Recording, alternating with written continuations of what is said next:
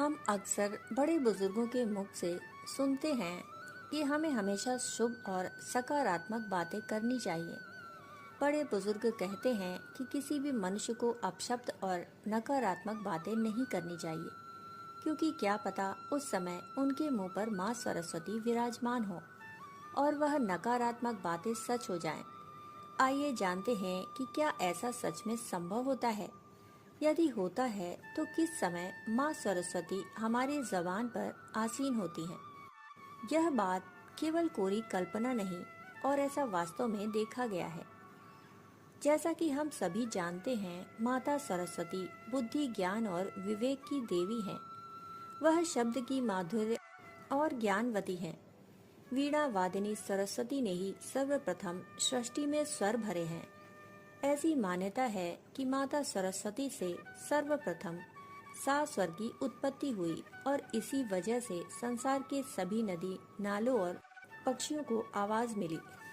यह भी बेहद लोकप्रिय मान्यता है कि पूरे एक दिन यानी 24 घंटे में एक समय ऐसा आता है जब प्रत्येक मनुष्य के जबान पर माता सरस्वती स्वयं आसीन होती हैं। इस विषय में ऐसा कहा जाता है कि इस समय उपरांत जो भी शब्द मनुष्य बोलता है वह सच हो जाते हैं। धर्म पुराण के अनुसार रात्रि के 3:10 से 3:15 के 5 मिनट यह ऐसे होते हैं जो प्रत्येक मनुष्य की जुबान पर माता सरस्वती स्वयं होती हैं। अब आप सोचेंगे कि इस समय तो कोई जागता ही नहीं, तो इस बात का क्या आशय हुआ? लेकिन ऐसा नहीं है।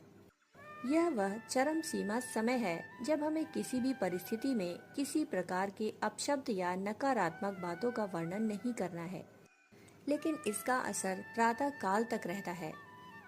इसलिए आपको प्रातः कालीन यानी कि सूर्योदय से पहले और सूर्योदय के कुछ समय बाद भी किसी प्रकार के एक शब्द या नकारात्मक बातों का वर्णन नहीं करना है।